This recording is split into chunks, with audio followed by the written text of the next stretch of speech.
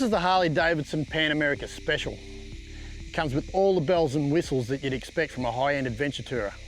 With an array of ride modes to suit any occasion, and the Anarchy Wild tyres with the long wheelbase, this will take any adventure rider places that they never thought they'd go on a really big bike like this. The bulk of the bike is actually offset by really good geometry. It really rides well when you get off the bitumen.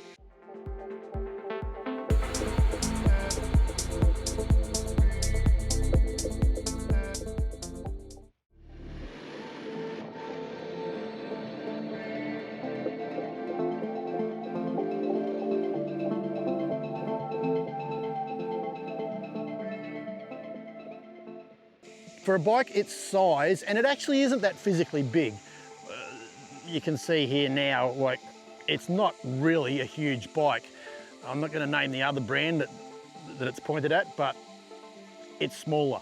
And a bike this size on dirt that's handles as well as it does is just a godsend for people like me that do back roads and just don't want to slow down when the bitumen ends.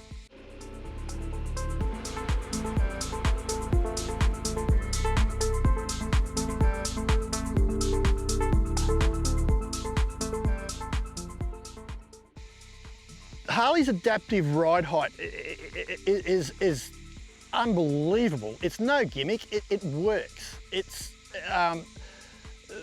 The bike has so many modes, it's not funny, but if you pick the right mode, the ride height works perfectly. On the Special, you can have, so when it drops its suspension when you pull up, you can adjust that to drop before you pull up or just before you pull up. You can adjust it to drop when you pull up. But that honestly is seamless. You don't actually even know. You can ask anybody that's ridden it. You don't actually know that it's happening. So no gimmick, it really works, and it really works well.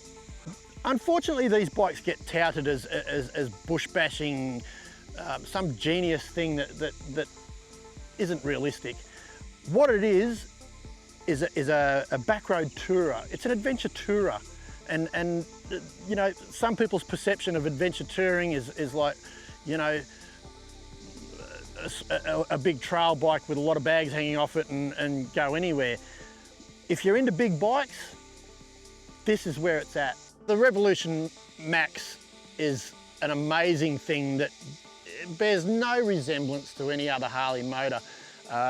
This thing comes to life up close to 4,000 revs.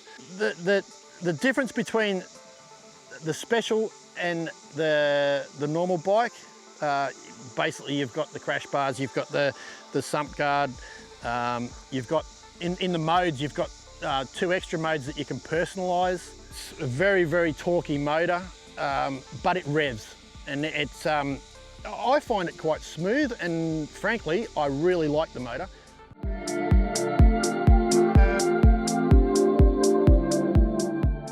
Would I own one? Absolutely.